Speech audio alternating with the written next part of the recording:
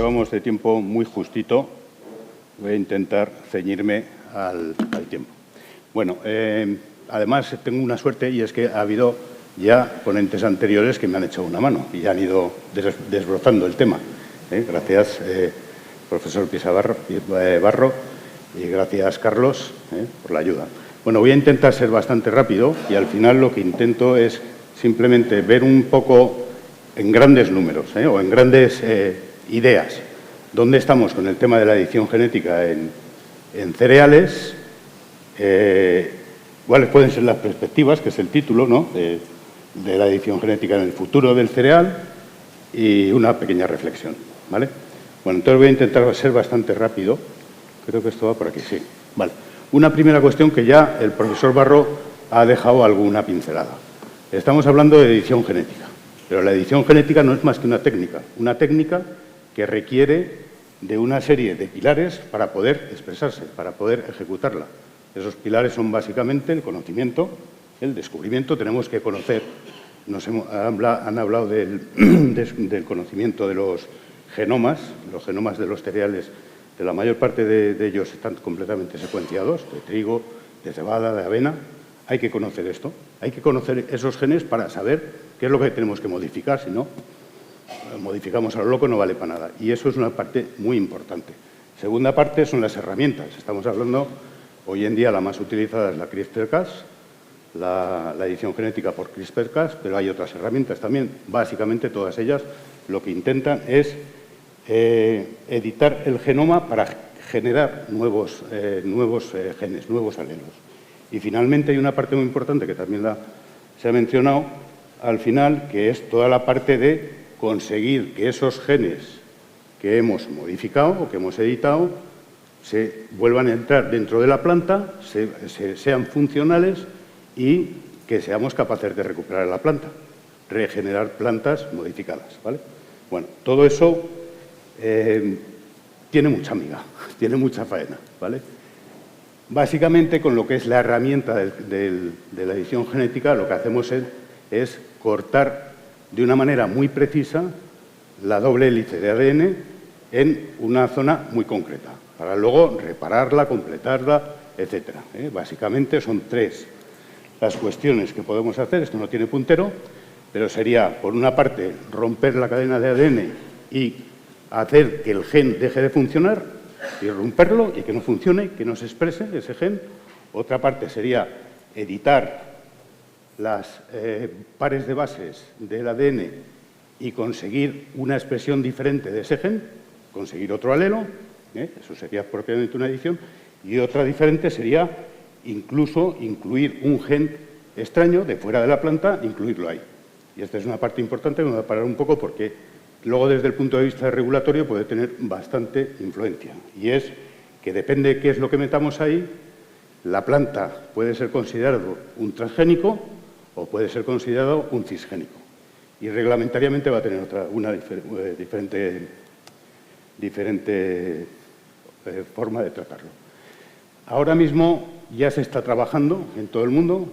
Yo diría que todos los centros de biotecnología, todos los obtentores, seleccionadores de planta, estamos ya trabajando con estas técnicas. Hay proyectos, muchos proyectos. Hoy, a corto plazo, los proyectos que se están atacando son básicamente todo aquello que tenga que ver con regulaciones sencillas, monogénicas, genes mayores que se pueden cambiar para conseguir, pues, en el caso, por ejemplo, de las rollas, resistencia a una raza concreta, o en el caso, por ejemplo, del virus, del Barley Yellow Dwarf, que hemos hablado ahora, ha hablado Nacho un poco de él, pues de ese virus para conseguir resistencia. Modificamos un gen, ¿vale? Todo aquello que, eso a corto plazo ya se están haciendo cosas. Todo aquello que tenga que ver con modificaciones que están basadas sobre características reguladas por poligenes, por genes aditivos, por sistemas de codificación mucho más complicada, va más lento. Va más lento básicamente porque tenemos que conocer toda la base molecular que rige todas las rutas metabólicas que consiguen al final esas expresiones, ¿vale? Y todo eso hace falta mucho conocimiento. ¿Dónde estamos hoy? Hoy estamos, también creo que se ha hablado un poquito de esto antes, que tenemos un problema, y es que, vamos, tenemos un problema muy gordo, que cada día somos más en este mundo, que estamos afectando el mundo y el mundo se está calentando por nuestra presencia, que eso está causando graves distorsiones y que tenemos una sociedad también que quiere ser más conservadora con el medio y además comer mejor, etc. Todo eso nos lleva a un poco lo que veis aquí. Mira, veis aquí en esta gráfica, me trae una gráfica sobre la evolución de la producción, del rendimiento, no de la producción, del rendimiento del trigo a nivel mundial en los últimos años, y vemos que a partir de que empieza la agricultura, la utilización de determinados inputs de manera sistemática y la mejora, básicamente la mejora genética de variedades, empieza a crecer el rendimiento. Más en determinados territorios, ahí estamos hablando de Inglaterra y Francia, y en todos los demás territorios del mundo. Básicamente, el avance que se está otorgando hoy en día y que se ve en esa gráfica del incremento de rendimiento, que es lo que necesita la sociedad, más alimentos para comer, corresponde a un 1% por año, ¿vale? Incluso podemos ver aquí en Inglaterra y en Francia que parece que esta curva de incremento en los últimos años se está plafonando, se está aplanando como consecuencia del efecto adverso de, por una parte, el cambio climático, condiciones más difíciles, y, por otra parte, la disminución de input en la forma de cultivar de una manera más respetable. El Instituto Cerdá le encargamos un estudio y nos ha proyectado que para el año 50 vamos a necesitar que los cereales produzcan un 60% más de lo que producen ahora, un rendimiento de un 60% más.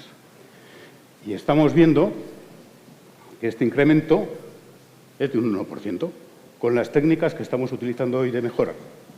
Que es lo que pasa, que vamos a llegar al 50, esos son 25 años y habremos aumentado un 25%, no un 60%. Hay que acelerar, en consecuencia, hay que acelerar el ritmo de mejora, de ganancia genética, para poder dar cuenta de ese reto, el doble reto de producir más con menos y, por tanto, ayudar a mitigar el calentamiento global. ¿Dificultades que tenemos para ello? Complejidad. Hemos visto que sí, que está secuenciado los genomas de los cereales, pero estamos hablando de unos genomas que son inmensos. 100.000 genes, por ejemplo, que se habla que tiene el trigo, unos 13, 14, 15.000 pares de bases. Mucha parte del genoma, del material genético que no sabemos qué función tiene, cómo se organiza. Eso es una complejidad tremenda y necesitamos conocer todas esas bases moleculares. Mucho trabajo hay y hay que ser rápidos. ¿Qué oportunidades podemos explorar para ello? Y creo que algo también ha dicho el profesor Barro, y es reposarnos en consorcios internacionales, una ciencia, una generación del conocimiento colaborativo y global que nos permita avanzar mucho en todo ese conocimiento que, por otra parte, sabemos que se acumula, es acumulativo y se acelera, ¿vale? Todo eso es lo que entiendo que esperamos. La edición genética no es más que una técnica más de las que se están utilizando. Y nosotros ahora mismo estamos plenamente convencidos que para acelerar todo esto, en la parte de lo que es la mejora vegetal práctica, generación de variedades, se va a basar en la adición de dos técnicas que se están utilizando últimamente, que van acopladas. Por una parte está todo lo que es lo que llamamos selección genómica, que no es más que la utilización de la inteligencia artificial en todo el conocimiento acumulado, sea de genómica, sea de fenotípicos, de resultados fenotípicos, sea de medio ambiente, clima, enfermedades, etcétera. Todo eso aplicado a la selección de individuos y gestionado por una base de datos. ¿Qué es lo que estamos haciendo ahí? Acelerar el proceso, acelerar y ser más preciso en el proceso que tradicionalmente hemos hecho los mejoradores. Es recombinar lo que ya hay dentro de la especie para ser capaces de acumular en un individuo la mayor parte de características deseables, ¿vale? Y si ahora venimos y acoplamos esto, que la edición genómica que lo que vamos a hacer básicamente es generar variabilidad rápida, de una manera muy rápida y además de una manera muy inteligente, porque, a ver, esa variabilidad existe en la naturaleza, puede existir, hay que buscarla, pero la vamos a encontrar normalmente en individuos desde un punto de vista de mejora genética con muy poco valor, que cuando venimos y los traemos aquí nos sacan unos individuos muy distorsionados que para llegar hasta la variedad comercial que queremos llegar, pues pasa muchos años, que es lo que se ha dicho antes, ¿no? Con esta técnica, podemos coger y material avanzado irle añadiendo uno a uno, características deseables. Bueno, esto es la perspectiva donde creemos que vamos a jugar, donde queremos jugar.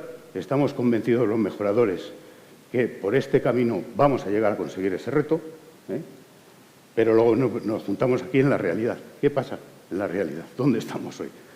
Y donde estamos es aquí, ¿vale? Estamos en una situación en la que solo hay una parte del mundo que acepta los productos nacidos de la edición genética, de forma que básicamente antes he comentado que había 3 tipos de modificaciones. Todas aquellas modificaciones o ediciones genéticas que produzcan como consecuencia un individuo que puede existir en la naturaleza o que podría existir en la naturaleza, o que sea como consecuencia de la introducción de genes del mismo género, es decir, cisgénicos, en general, en todos estos países que vemos en verde, a esos productos se les considera como homologados a los productos tradicionales y, por tanto, se podrían comercializar o se pueden comercializar igual que un producto normal, ¿vale? 2 minutos, 3. Sí, termino, Alejandro. Esto es lo que pasa, es que es donde estamos, aquí. Ups, perdón. Todos estos países, como veis, India, Australia, Américas, no, está aceptado. Europa, nos estamos mirando el ombligo. Estamos regulando, intentando regular, poniendo trabas a la tecnología. Vamos lentos. Y hay solo muy pocos países, Sudáfrica, que ya han dicho que son transgénicos, ¿vale? Ya hay productos en otros países como la patata, como el plátano, como el tomate editado genéticamente. En Inglaterra ya se van a empezar a hacer pruebas este año a nivel agricultor de cebadas y de trigos editados genéticamente. Y simplemente en Europa estamos aquí. Sabéis todos que el año pasado la Comisión Europea dio una propuesta de regulación de los organismos editados genéticamente, que el Parlamento Europeo con modificaciones la aprobó, y cuando llegamos al Consejo de Ministros se aprueba por mayoría de países o de ministros que lo aprueban, pero la mayoría cualificada que requiere que más de un 60% de la población europea lo apruebe, lo ha rechazado. El año pasado Bélgica no ha hecho muchas cosas. Ahora tenemos a la presidencia húngara, que es contraria. El año que viene tendremos a la presidencia polaca, que también es contraria. En la mejor de los casos, hasta segunda mitad de 2025, no tendríamos una reglamentación que permitiría el desarrollo de transgénicos aquí. Y mi reflexión en esas circunstancias lo tengo clarísimo, que la edición génica va a solucionar el problema a nivel global. La cuestión es qué vamos a hacer los europeos. ¿Dónde se va a quedar la agricultura europea? ¿Qué van a hacer los agricultores europeos cuando tengan que competir con ese tipo de productos, con ese tipo de variedades producidos en otras partes del mundo? 40 millones de hectáreas de cereal en Europa, Toño. Por ahí, ¿no? Bueno, a ver cómo compiten esas 40 hectáreas, 40 millones, con las miles de millones de otros países. Y lo dejo ahí. Perdón, Alejandro.